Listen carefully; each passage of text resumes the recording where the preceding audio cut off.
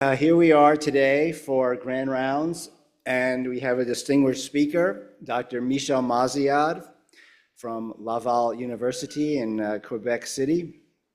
I'll be saying more about him in a minute, but before I do, I just want to remind people, if you're watching this on Zoom, I hope you have some comments or questions, and please put them in the Q&A box, not in the chat box. Let's leave the chat box for the panelists and including the interpreters. Okay, so also make sure to fill out the evaluation at the end of the talk, or tomorrow there'll be an email sent out about it. And now it's my pleasure to introduce someone I've known for quite a few years now, Michel Maziade. Dr. Maziade is a child and adolescent psychiatrist and a full professor of psychiatry at Laval University.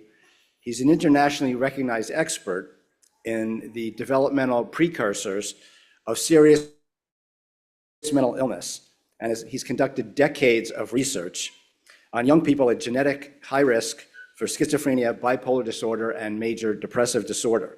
His research focuses on clarifying the childhood and adolescent trajectories preceding the later onset of these conditions. He conducts longitudinal studies that address both biological and clinical or preclinical, you could say, risk indicators. Dr. Maziade is the founding director of the Robert Giffard Research Center, now known as the Cervo Research Center. That's CERVO, which is a very productive center in Canada. He directed that center from its foundation in 1987 all the way up to 2013, and he's still there, but now is the director of the Center for Personalized Neuromedicine and Child Neurodevelopment. He has written many papers and been cited thousands of times. His papers have appeared in top journals, so he's very influential in the field. Those journals have included the American Journal of Psychiatry, the Archives of General Psychiatry, now JAMA Psychiatry, Biological Psychiatry, Molecular Psychiatry, and the New England Journal of Medicine. He's also received many awards. Among them are the J.M. Cleghorn Prize from the Canadian Psychiatric Association in 2008 for scientific accomplishments. And in the United States, he won the Alexander Gralnick Award from the Child Welfare League of America in 2013, recognizing his work and the childhood roots of major mental illnesses. He also held a senior Canada Research Chair in the genetics of neuropsychiatric disorders from 2001 to 2016, and became a Distinguished Life Fellow of the American Psychiatric Association in 2012. And last but not least, I wanted to mention that he is one of the founders and a current steering committee member of the Consortium for Vision and Oculomics in Psychiatry, which will be having its second annual meeting right here in Rochester on January 27th and 28th. All right, so I don't want to take up too much more of his time, but I did want to make sure to review some of the highlights and how prominent he is and has been in the field. And so now, Michel, it is time for you to give your presentation. Let's give him a warm welcome.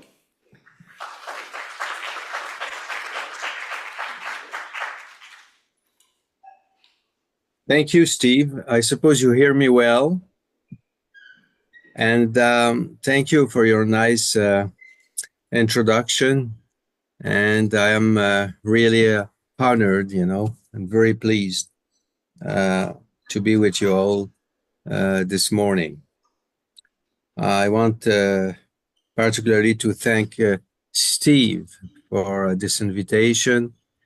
And as he said, we know each other for a long time, and I always appreciate Professor Silverstein's sense, scientific sense and expertise and his way of seeing science. So I will be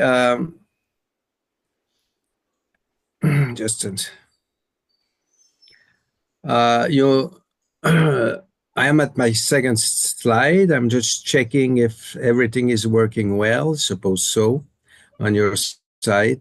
So I will be talking, as Steve has just summarized, about the developmental origin of Can you verify schizophrenia that you're bipolar. sharing your slides with us?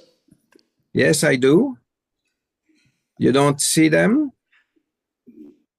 No, not on our end, not yet. Okay. So I will You just want to tab back need to, Sean, I think. that's me. Sean, so tell me again the route. It was working just 10 minutes ago.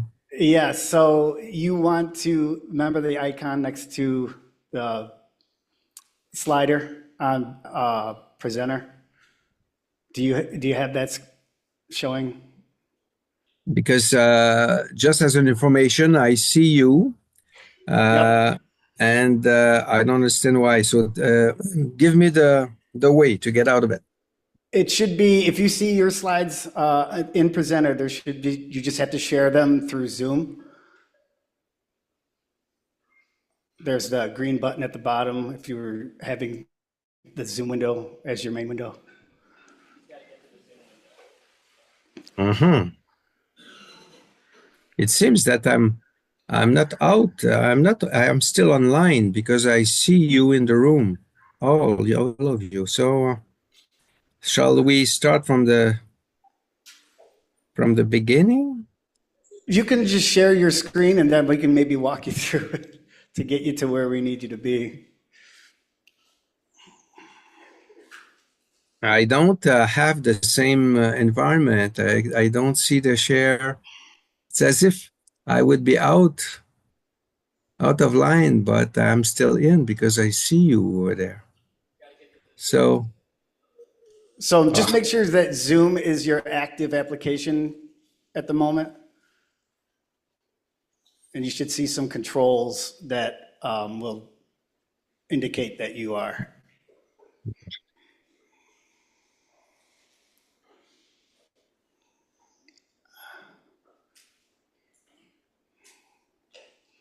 well, I have to, because I'm supposed to be on my Zoom line because I'm seeing you. Okay. Oh, so okay, then okay, there should be a okay. bar that I've got says, it. I've got it. I'm sorry. So now I am on the share thing, and yep. Oh, something's happening. Okay. Now you just need to start the slideshow as we did before. Yep. There you go. you saved me. Thank you very much. Okay, so I was. You see the second slide, I suppose, eh? Here. So as I was saying, as Steve has just mentioned, I will be talking about the developmental origin of schizophrenia, bipolar disorder, and recurrent major depression, and how we characterize the risk trajectory of the children at genetic risk of the three disorders as they are born from a parent affected by the illness. And so I will review the evidence that support the idea that the gene environment hit to the developing brain is occurring very early, 10, 15 years before the occurrence of the prodrome and the illness itself. And so risk indicators or risk of brain dysfunction in several modalities that we have been studying, other groups as well, and how they accumulate across the trajectory, which is a very important process that may be usable in the clinic, and how this end up by defining a childhood risk syndrome, and I will finish by a few implications for the clinic. And these children and adolescents born to an affected parent are not a negligible population. Sometimes it's forgotten. So we have 38 million patients in the G7 nations, 4% of the population. So it amounts to more 10, 15 millions of children in the G7 nations born to a parent affected by one of the disorder. And they are lucky enough that 50% of them have in childhood, adolescence, psychopathologies and developmental disorders that warrant a consultation, and also lucky enough to have a 15-20-fold increased risk of developing a major psychiatric disorder. So we started our studies a few decades ago, our longitudinal studies, not by inventing Maziade's scales and instruments, but by relying on what we knew already about the three disorders, that they had probably developmental origin, that they were sharing etiology and phenomenology, in terms of genomics and family history, phenotypes and endophenotypes. The fact that maltreatment, that child abuse and neglect is strongly associated, as we all know, to the disease, and sex and gender is explaining a large portion of the variance as well. And we included in our design the notion of risk endophenotype, meaning that a trait or a marker of brain dysfunction that would be present both in adult patients and in children at genetic risk. So we always studied adult patients and children and adolescents at risk and adopted a longitudinal design. And as I said, multiple modalities of risk markers, risk endophenotypes. And you will see that most of these early risk indicators will be shared among offspring of parents having any of the three disorders, which was to be expected. I will go over cognitive deficits, subclinical symptoms, and then about, Steve mentioned it indirectly, about retinal anomalies, both physiological and structural, and the clinical status of the child. So we know that in terms of genomics and genetics, schizophrenia, bipolar disorder, anxieties share many genetic variants, and the polygenic risk score that has been discovered in the past decades is also much shared among the disorder. And let's start by the attenuated symptoms of psychosis. And we have developed also symptoms of mood, attenuated symptoms of mood. And we know from studies that 6-7% of the children of the population will have bouts of such symptoms in their childhood, adolescence. But we have 40% to 50-60% of the children, depending on studies, that have the children at risk, genetic risk, that will have bouts of attenuated symptoms. And it is a non-necessary, non-sufficient condition to develop, to have later, to have a transition to the disorder, because only 25% of the patients will have attenuated symptoms in childhood. So it is an unnecessary, as I said, and non-sufficient condition for a later transition. We also studied, and this is reproduced elsewhere, that the cognitive dysfunction in specific domains that patients, the bipolar and schizophrenia patients, adult patients with schizophrenia and bipolar disorder display, we can detect that very early in childhood, adolescence, for the children who are vulnerable, carry the vulnerability. And this is, it looks complex, but I will make it short. We use administered to the patient, adult patients, and to the offspring, an extensive neuropsychological battery.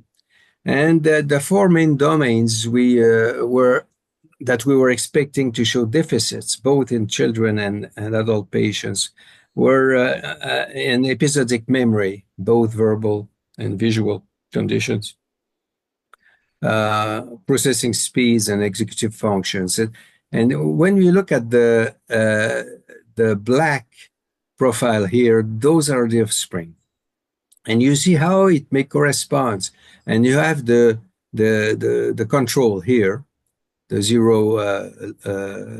zero line in terms of the effect sizes. The bipolar patients are the red mark, and the schizophrenia patients are in blue. And you see how very early the children at risk have deficits in episodic memory and executive functions and speed.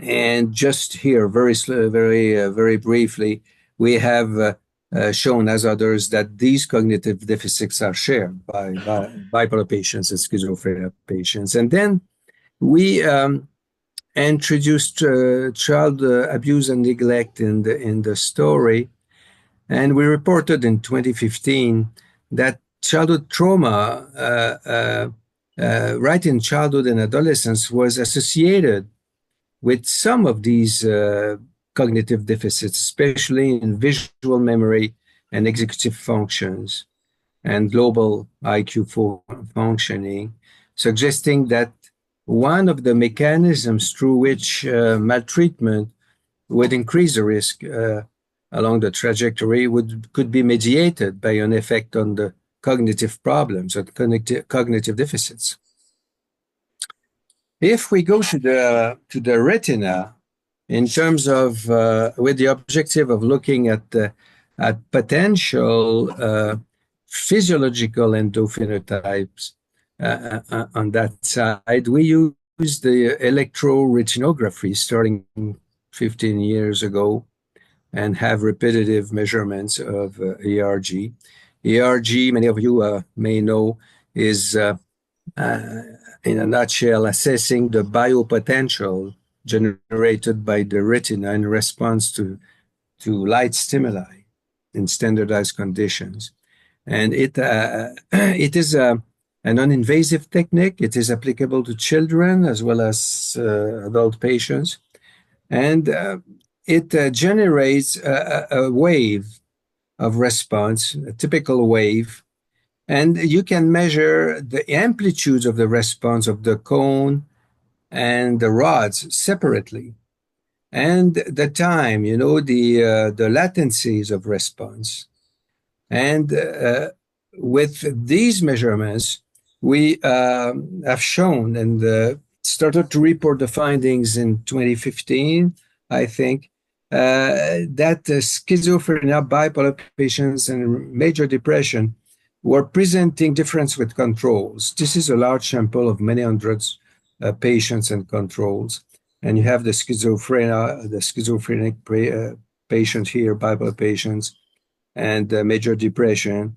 And the effect sizes, meaning the magnitude of the difference between patients and controls, is quite sizable, as you can see. And most of the parameters, latencies and amplitudes, are shared by bipolar patients who have the same pattern, and both on the cones and rods response. When we look at the retinal response, the physiological response of the neurons of the retina in the offspring, the offspring are represented by the broken line here. And you have here the major depression patient, bipolar patient, and schizophrenia patient. And you see again, as for cognitive deficits, that the profile of the young offspring resemble the profile of the patients, especially for the amplitudes of rods, you know, and you see in the pattern that it's quite shared among the three disorders as well. And in terms of the latencies, the prolonged latencies, uh, uh, here you have the control on this solid line here and the effect sizes here that we obtained. And the effect sizes is quite sizable in terms of amplitudes, even 10, 15 years before the onset of the disease in these young children and adolescents.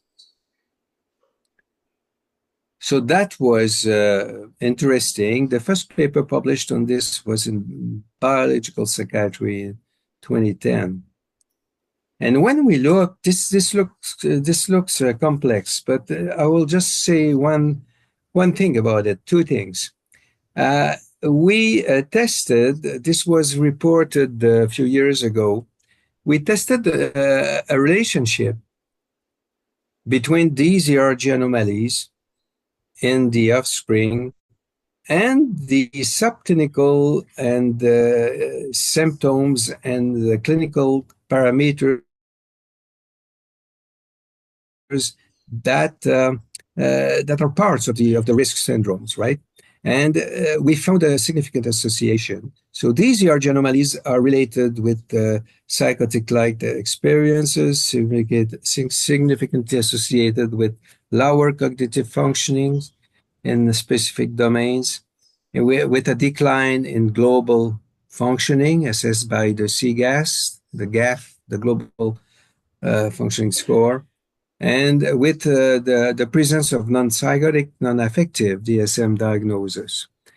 And so I don't have time to say more about it, but it looks like there is a meaning of these retinal anomalies for the appearance of the first precursors, clinical precursors of the illness.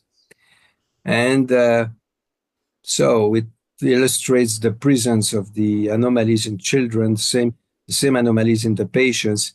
But it's possible, the data would suggest so far that there are some of the anomalies in amplitudes and latencies that would be that would pertain only to adult patients. Could be more state marker than trait marker, like the ones who appear in early development. And this slide is just to show you, this is again the comparison. This is on the amplitude of response of the rods.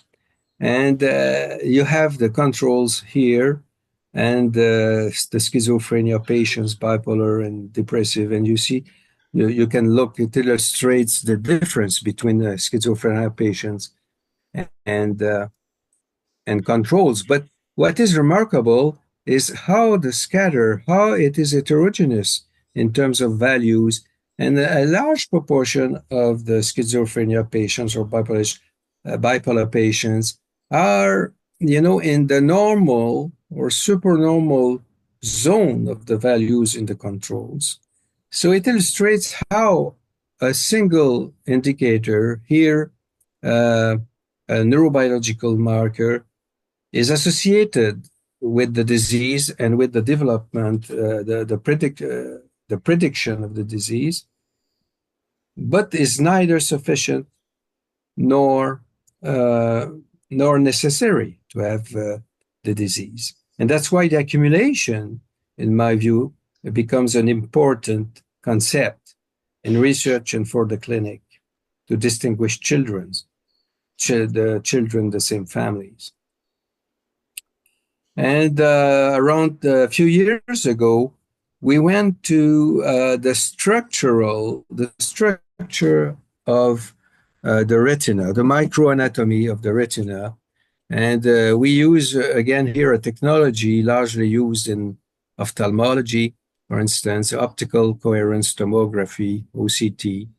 And what the base of this move was the strong evidence in the past decades that through meta-analysis, reviewing all the studies in the past 2 decades of OCT and schizophrenia in bipolar patients. And what is consistent, one of the consistent findings is a thinning of one of the cell layer of the retina, the ganglion cell layer. And the ganglion cells are those who project axons in the optic nerve to the brain.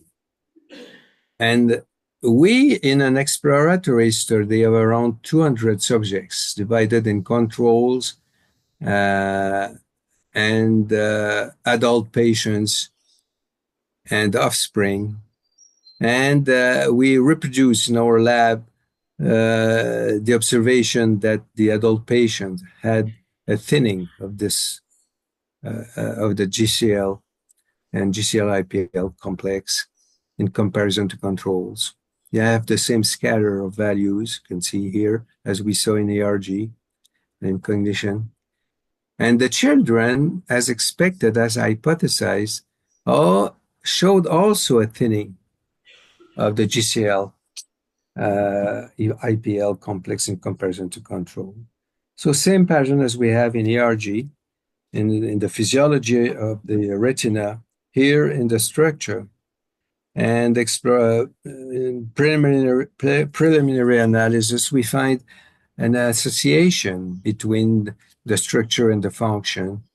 And so the thinning of the GCL complex is associated with here with the diminished amplitude of the response of the cone on this figure.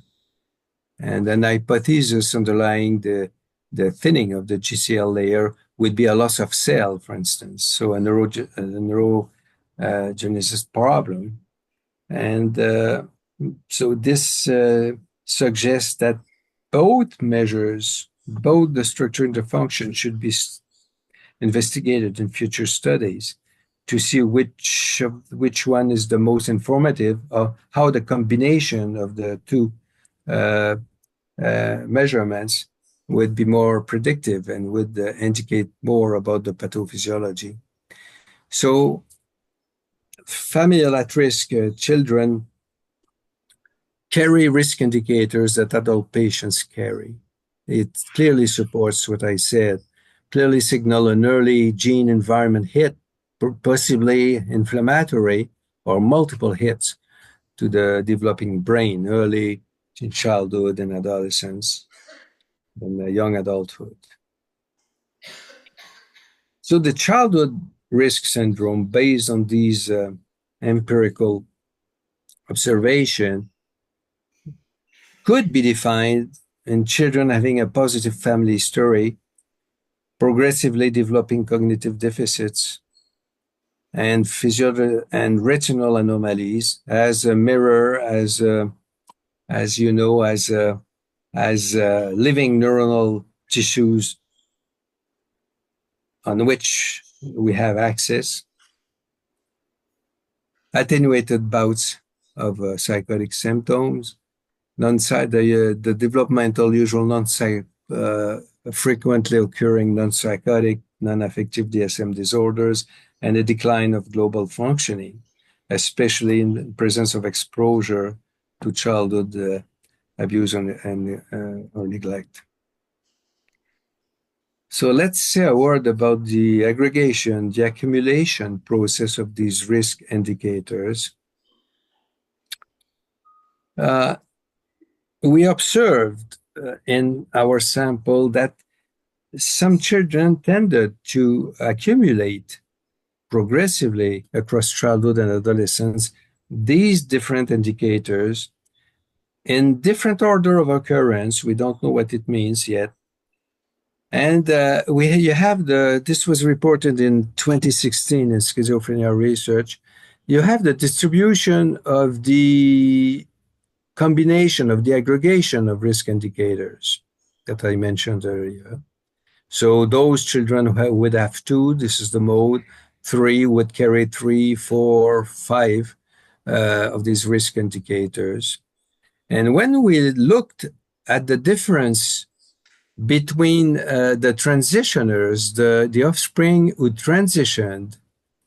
So this accumulation in gray here versus in white, the distribution of the aggregation in the offspring who had not transitioned in our longitudinal study of more than 25 years. You can see that there is a significant increase of aggregation associated with transition to first episodes of any of the three illness. And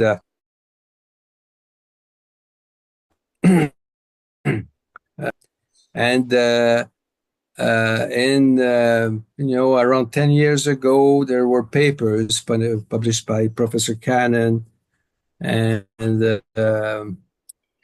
strongly analyzed by and commented by Professor Carpenter that for the clinical high-risk subjects, it was those who had also accumulated such risk indicators who were more likely to transition to major psychiatric disorders than those who did not accumulate. And this process phenomenon of accumulation would not pertain only to major psychiatric disorders to psychiatry.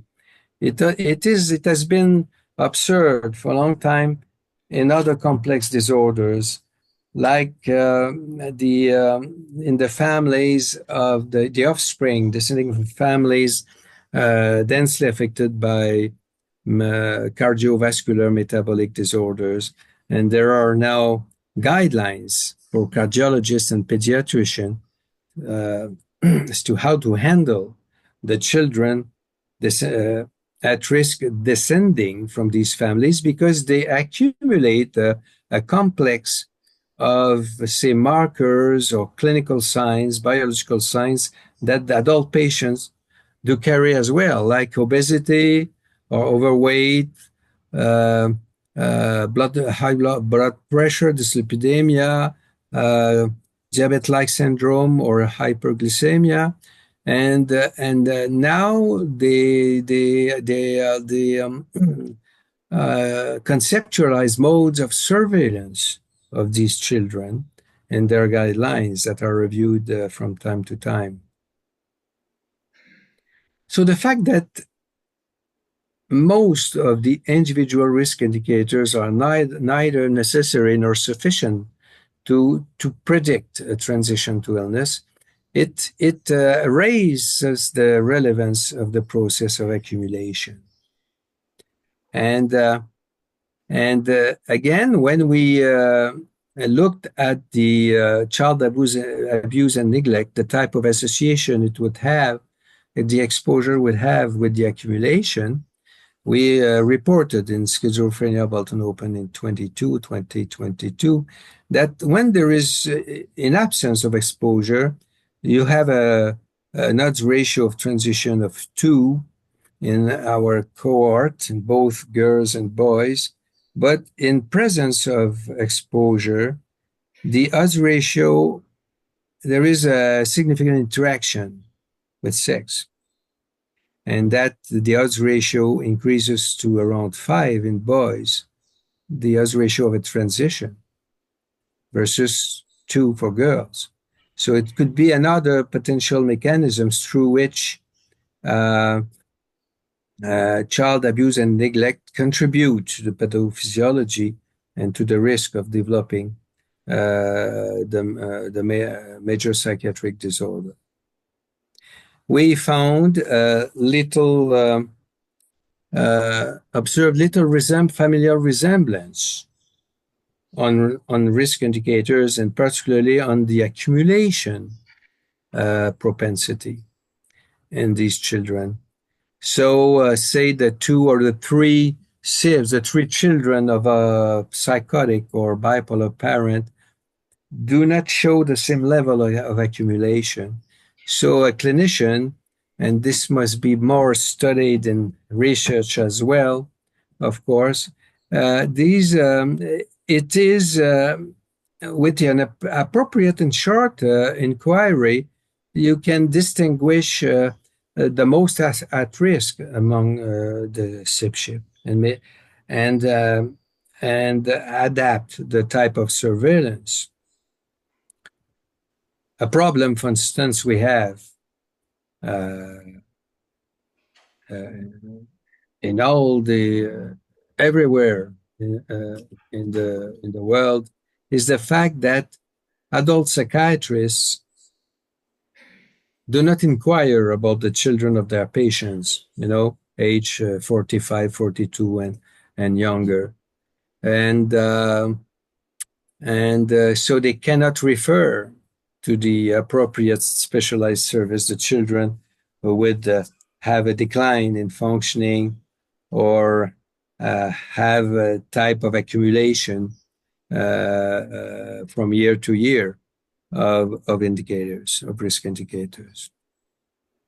This is complex too. I just want to remind you, because we are preparing a paper reporting on a proposal of a staging of the risk status in these children at familial risk. But I just want to mention here that among the most at risk, those having exposure to trauma and accumulating a risk indicator, they have a propensity to develop anxiety disorders before the age of 9, 10 years old. And these have a very high risk to transition to a first episode of major psychiatric disorder.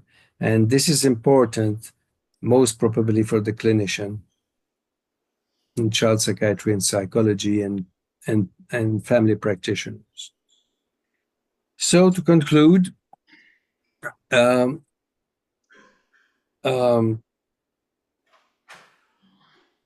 future studies should certainly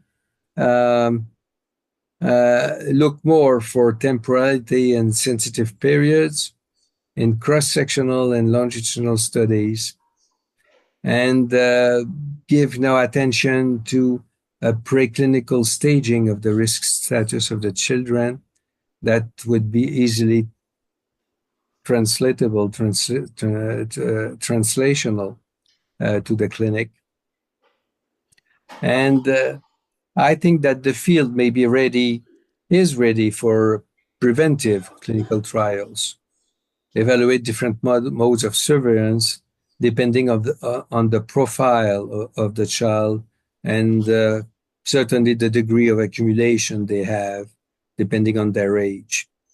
And what would be the best intervention to interrupt the accumulation, for instance, and take account in future studies of protective factors, not just of risk factors.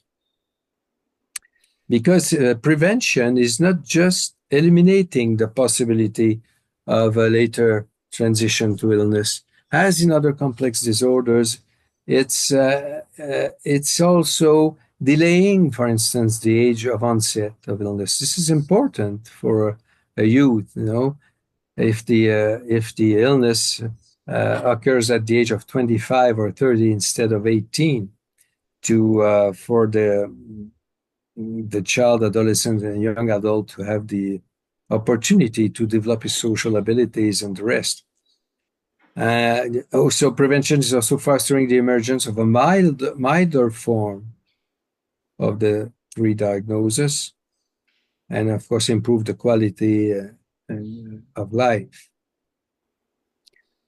So to recap, children born to an affected parent carry brain dysfunction indicators that adult patients display in several modalities.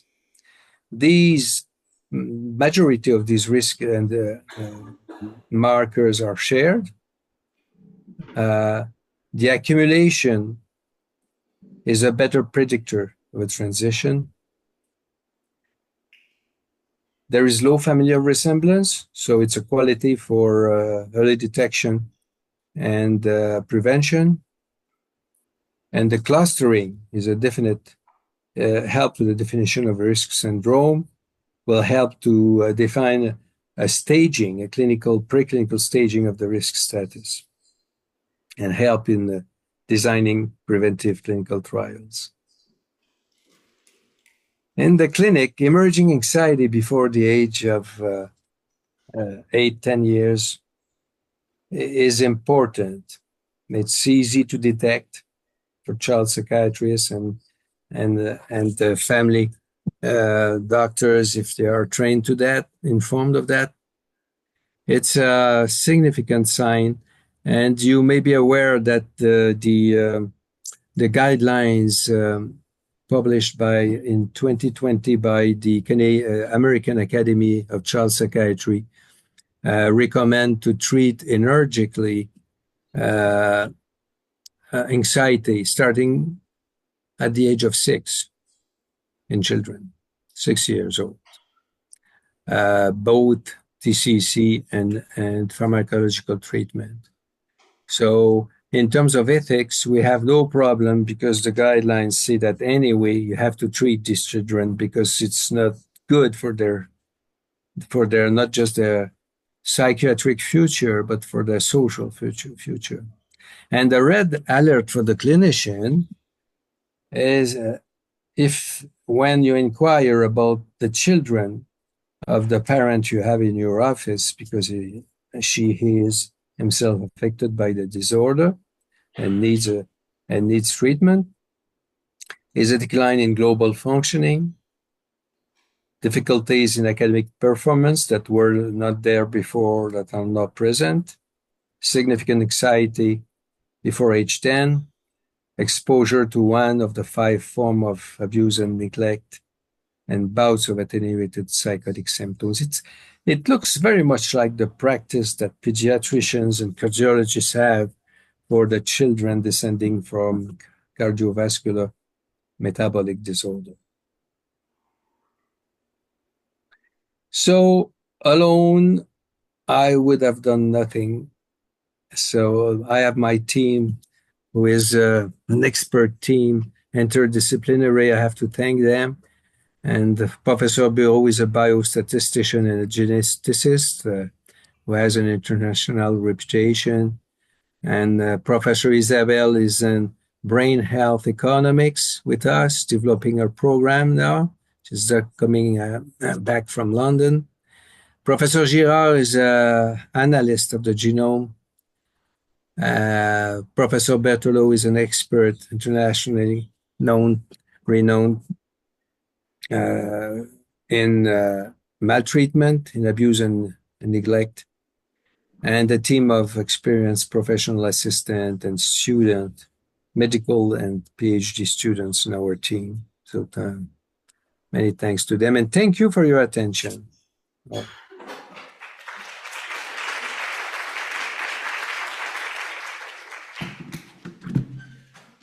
All right.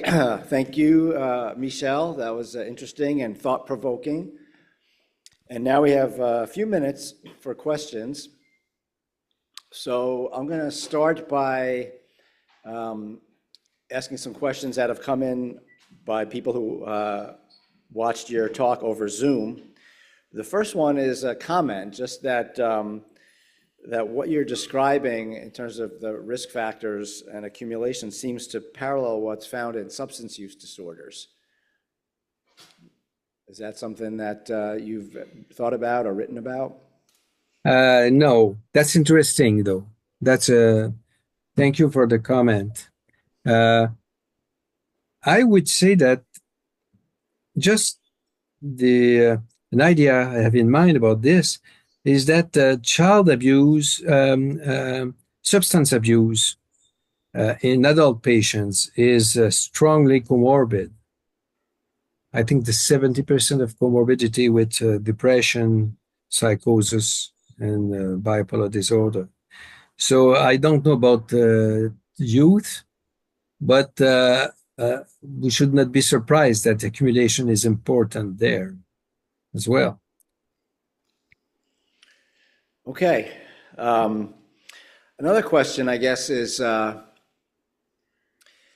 how do you suggest what's the best way to I guess, identify people at risk and follow them longitudinally while monitoring for progression of severity of disorder without stigmatizing children, that essentially putting them in a category of, possibly having the most severe form of mental illness.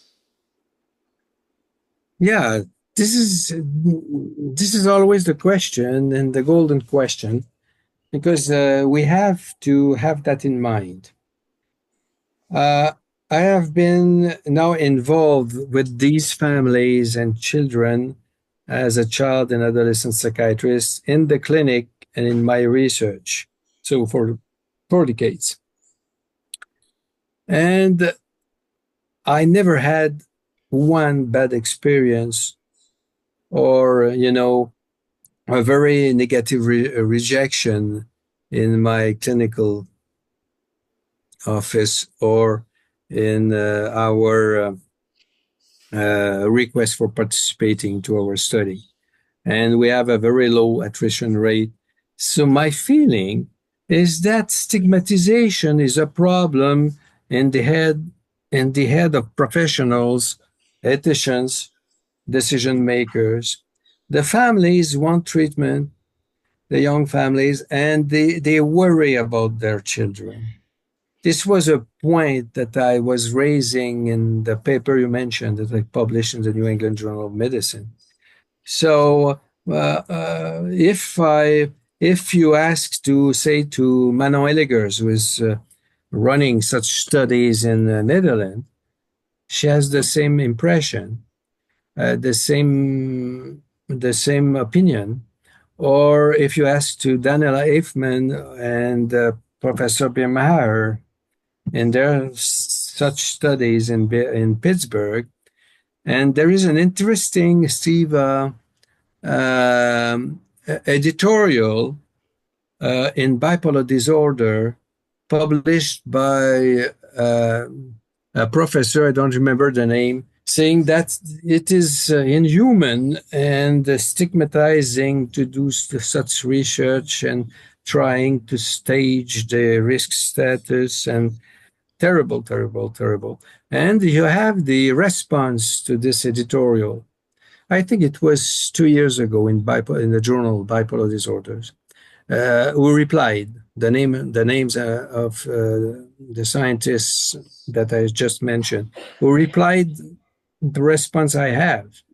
So this would be my personal response, but it is shared by others working with these families and investigating these families. Okay.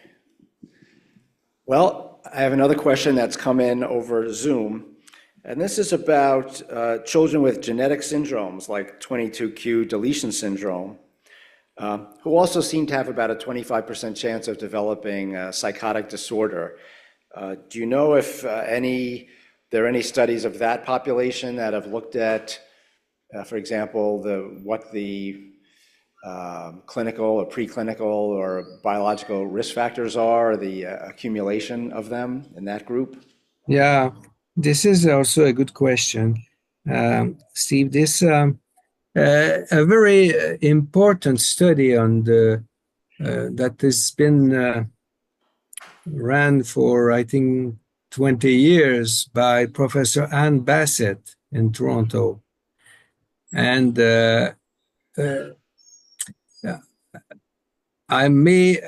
it's not my main area of expertise, but what I know of the 22q syndrome and psychosis is that we don't know to what extent the psychosis, the psychotic syndrome associated with this genetic problem syndrome is close to DSM-4 schizophrenia as we know it. So is it a different etiology, or is it truly part of schizophrenia, which is, we know, heterogeneous diagnosis like bipolar disorder? So I don't think we know to what extent we can we can use the psychosis associated with the 22q syndrome for understanding schizophrenia as we treat it, as we psychiatrists treat it daily. Okay. Here's another question. So this is from a marriage and family therapist. This person wants to know, do you have any thoughts, speculations about the mechanisms that might lead to the ocular variations correlating with risk for schizophrenia and bipolar disorder? For example, is the idea that the genes responsible for those disorders are also responsible for the changes in the eye that you found? Yeah, we don't know yet. There are plans in some groups to study. Steve, you are more aware than I am about that, the genomics of the retina itself. So that's interesting. Something may come out of it in 10, 15 years from now. I am not aware of any study. A way to look at it might be to in a study to see if the non-familial sporadic, if the children of non-sporadic psychosis or bipolar disorder have the same retinal anomalies than the familial cases. I know that you have studied yourself youth that were non-familial and you found the same retinal anomalies. So I think that science is not advanced enough to clarify. This is a good question, though. Yeah, these studies that are just starting to come out on that, and just quickly I can mention that there are links between the polygenic risk score for schizophrenia as it's found in people in the general population and retinal thinning, retinal neural layer thinning, and that relationship seems to be mediated by the genes that are involved in the neuroinflammatory response, which are also thought to be involved in schizophrenia, and genes involved in things like macula thickness, thickness of the neural layers in the eye, definitely are overlapping with risk genes for things like Alzheimer's disease and schizophrenia. So there clearly is some type of genetic component there. Yeah, that's an important study that you mentioned. Okay, the next question is challenging, I think, and this is, what do you make about the fact that there's a shared set of risk factors for disorders that look very different clinically? How can that be understood? Yeah, I would. That's a good point too. I would start by saying that